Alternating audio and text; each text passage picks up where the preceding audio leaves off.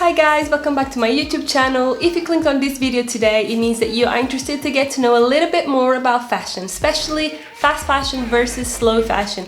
I am a big advocate of slow fashion. My brand is a slow fashion boutique, and in this video I'm going to tell you exactly why you should too.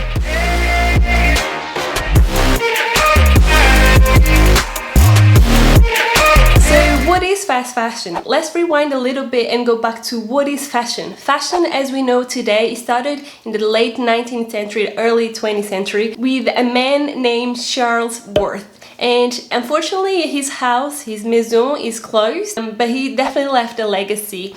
And another thing that we need to have in mind is that fashion was and still is in many ways a reflection of your social environment and your status. And fast fashion is just a term to define the massive acceleration of the cycle between a production, distribution, sale and disposal of clothing. So when trying to understand why do we have that need of purchasing over and over again, I came about to this theory that's actually quite interesting. It's called the theory of Maslow, and I hope I'm saying this correctly. It's basically a theory that explains the one's needs, so each person's needs. So let's say that at the bottom of the pyramid you have your physiological needs, so sleeping, eating, the things that you need to survive basically. On top of that you have your safety needs, and this goes from actually security, not only financial but also physically. And then it goes to the feeling of belonging, the social environment, so being loved and love someone and have those relationships. So on top of it, the next 2 points is the point that I find very, very interesting. So you have on top of belonging, you have esteem, and on top of esteem, you have self. And I think this is the key point for us consuming non-stop. If we have at the top of the pyramid of our needs, self and esteem, we're basically saying that for us to exist, for us to be happy, we need to be acknowledged, we need to be recognized, we need to feel like people admire us in a certain way. And this is the key point for today's culture of consuming. Every time we go and purchase a new item and we put it on, regardless if you know it, you are asking for an opinion, you are asking for an approval. As I mentioned earlier, fashion has always been a way for us to show our status. And this is where fast fashion found its home. A very key person was part of this process and probably was the real founder of fast fashion. His name is Amancio Ortega. He's a Spanish businessman and the second most richest person in the world. I'm not really sure how the stats are at the moment. I kind of try not to look at it, but if he's not the second, he's one of the most richest person in the entire world. And if you don't know his name, I am sure you know his business. He is the owner of Inditex, and Inditex is the group that owns Zara, Bershka, Stradivarius, Massimo Dutti and a few other companies. Zara is definitely the top of the Inditex group, and just so you have an idea, his net worth at the moment is around 70 billion. 70.46, I'm not too sure, billion. That is ridiculous, okay? That is way too much.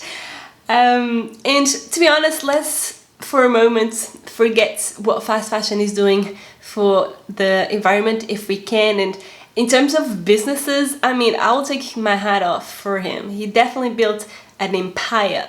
However, fast fashion has an incredible damaging impact in our environment, in our people, and in our economy. So let's jump into the reasons why fast fashion is killing our planet. So we know that fast fashion started in the early 20th century. We know that Amancio Ortega was the pioneer for fast fashion. Now let's look at the business model of fast fashion and its core to try to understand what actually is fast fashion and what they are offering. First and foremost, fast fashion has a vertical business model, which means that they oversee pretty much the whole production of its clothing. This reduces massively the cost. So by reducing costs in any part of the production, they are able to offer a better price for consumers. So that's point number one. Point number 2 is they have an incredible data exchange. This is the era of buyers. Buyers is a job role that didn't exist a few decades ago and now is one of the most searched jobs. And this is because business understood the importance of analyzing data of the customer's purchases and optimizing the future purchases they will do. This is a very key important exchange between customer and business. The next point is the actual cycle that things are produced. And from designing to being on the store selling, Zara takes about 5 weeks to do this whole process. And you have to understand that this is mass made, meaning that they have to do countless numbers of clothing to be able to serve the consumers within 5 weeks. This is just mind-blowing. I mean, how can you do that? Like, what? It's insane. And the last point, probably the most important point of this business model, is a cheap labor. These fast fashion companies, they source underdeveloped countries to produce their garments, such as Bangladesh, Sri Lanka, India, and many others. These factories are very often unsafe. We have a very accurate example. Just in 2013 in Rana Plaza, more than 1,000 people died in a disaster in a sweatshop. With this business model, fast fashion companies managed to reduce their costs extensively, and by doing so, they are able to charge much less for their clothing. Another thing that you have to have in mind is that the materials they source are very poor quality.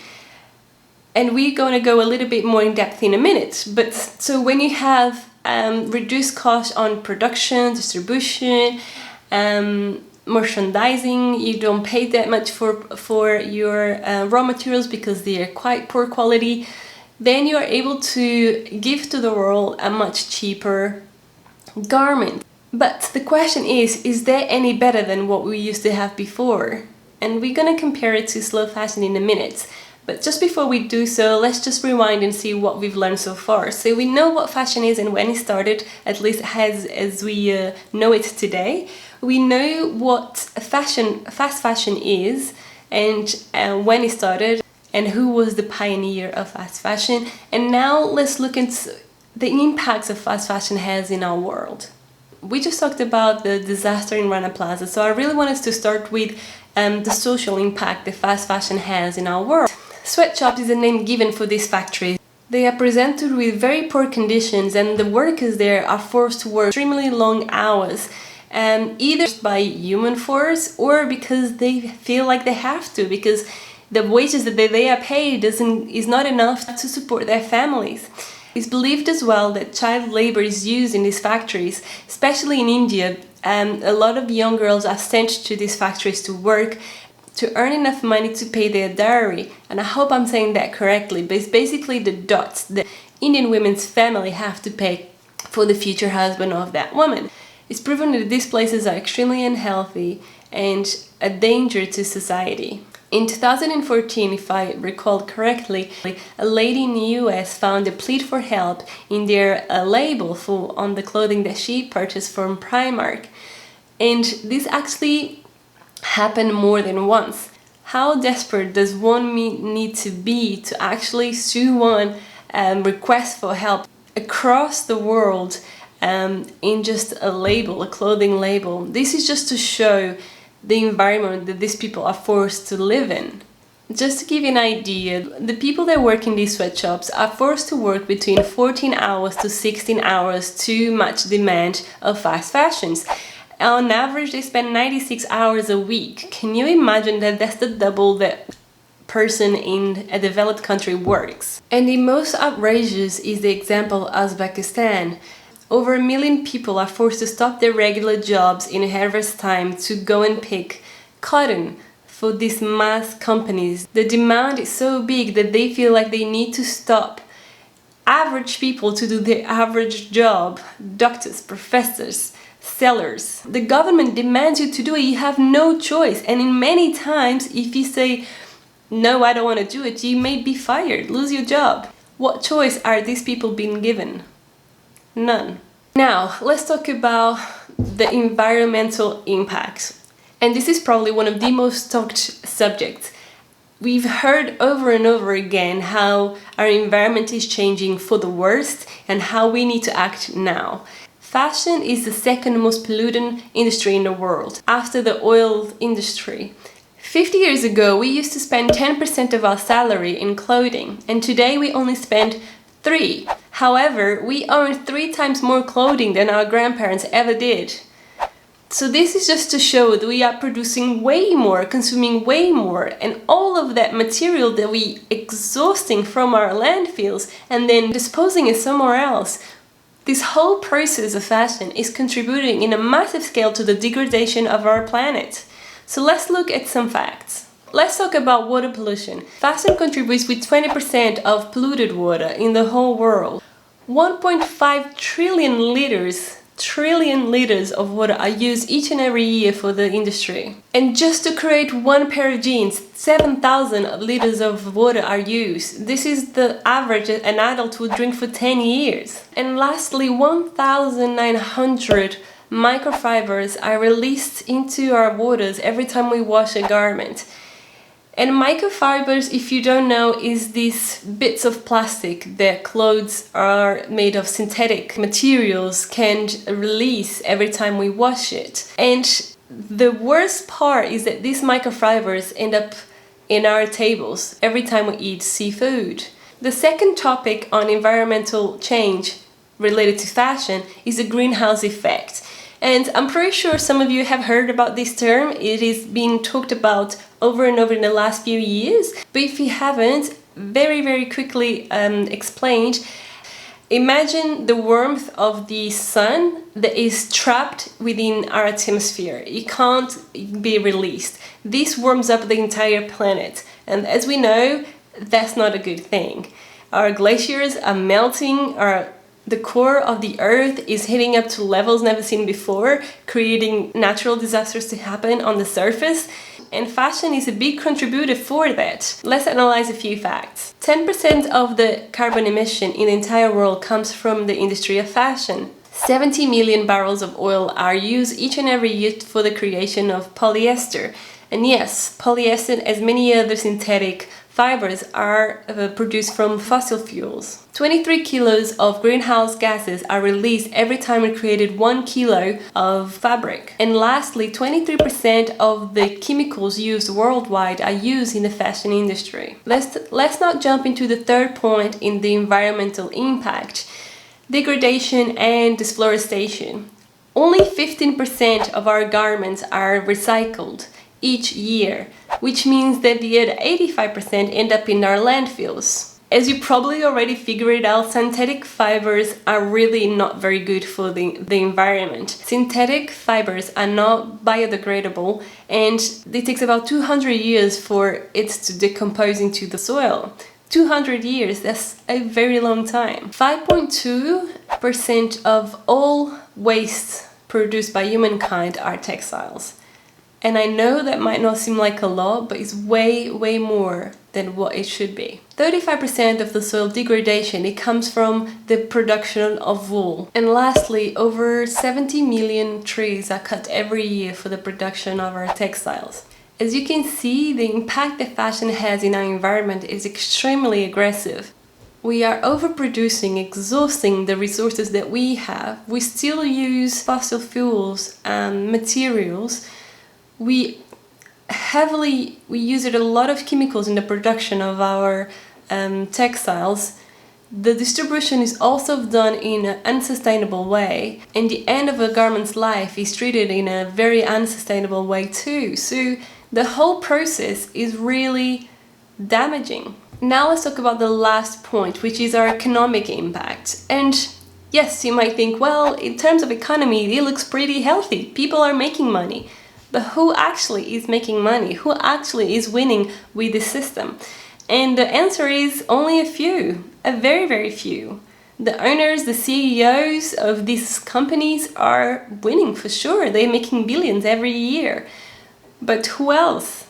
And the answer is nobody else. If you have the privilege of working in a developed country, yes, you don't suffer abuse and you have a minimal pay, but yet you probably haven't found a great income on it. In underdeveloped countries, we already established that they live and work in poor conditions. And who else is left? Well, us, the consumers. And the question is, are we actually winning from these companies?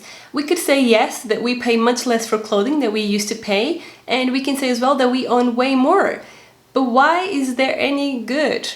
Of course, paying less for an item, we can always agree that that's a bargain. But at the same time, what are we actually buying? So if we open our closets, how many times you have said, I have nothing to wear with a bunch of clothes? And let me tell you why this probably happened. One, you probably follow styles that you see on magazines, on stores, on catwalks, and this is what we call trends. And let me tell you, trends change every season, and seasons now so fade because it's always constantly updating that you don't even see them anymore. So trends, honestly, in my opinion, they don't exist. Another thing that is very important to mention is just because you have more clothing, it doesn't mean that you're going to be any happier. You will never be 100% satisfied. You'll purchase something, you'll be happy, and then that disappears and you need something else. And another thing that is very important to mention is that by purchasing from these fast fashion companies, we're actually contributing to the monopoly effect.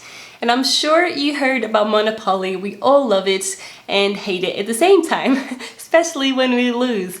But the monopoly effect is basically when a company owns a big share of the market.